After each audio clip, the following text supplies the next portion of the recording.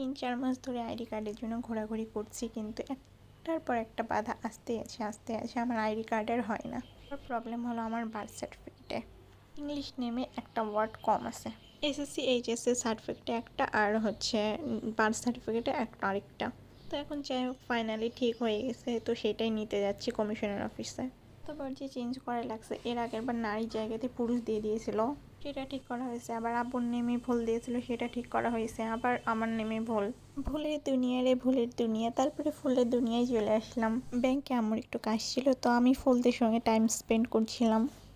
তো যেতে আমার আর ভালো লাগছিল না, কারণ মনটাই খারাপ হয়ে গেছে। কারণ এখন অ্যাপ্লিকেশন করাটাই বন্ধ করে দিয়েছে। আবার ঈদের পরে চালু হবে।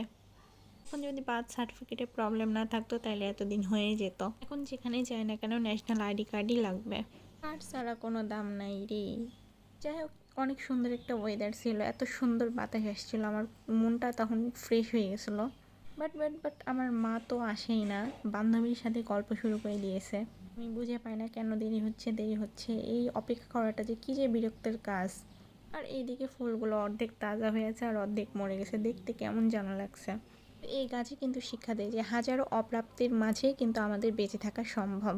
তাই কিছুতেই হাল ছাড়া যাবে না, নিজের মূল্য নিজেকেই দিতে হবে।